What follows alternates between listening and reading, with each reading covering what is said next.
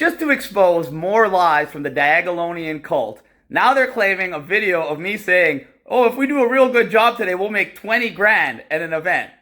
Which we were joking about, by the way. And it's simple to know that this is a joke, because I don't know how many rallies you guys have been to, but when you're in a tour, most of the places you're going to are small towns, and you'll be lucky if 300 to 500 people show up. Now, we sold t-shirts and hats for $20 each. They cost us $7 each. So we would make $13 an item. To make $20,000, I'd have to sell 1,500 items. How many speeches do you think it takes to sell 1,500 items?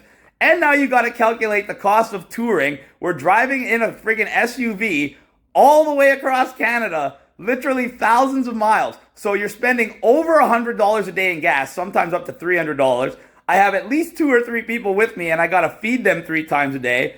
And every night we got to spend at least $100 on an Airbnb for up to 4 people. So you do the math.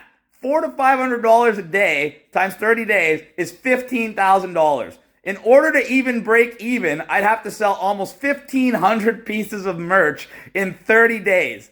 That's to break even. And I only sold merch in tour to pay for my tour during COVID when it actually mattered. You don't see me touring in 2024 and charging tickets and trying to sell merch. You don't see me having a web store where I'm asking for donations and selling products, or charging people for my Telegram, or charging people for my private chat.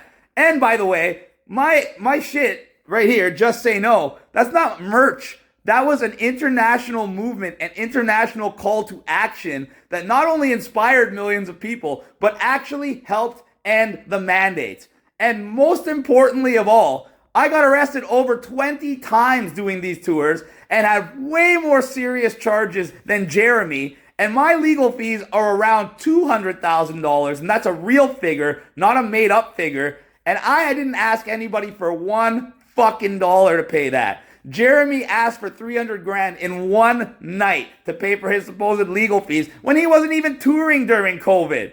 So what the fuck?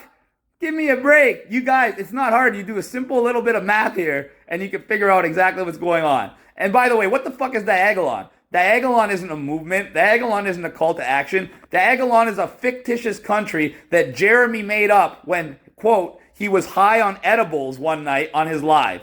And now he's making hundreds and hundreds of thousands off this brand 2 years after the mandates ended. Give me a fucking break.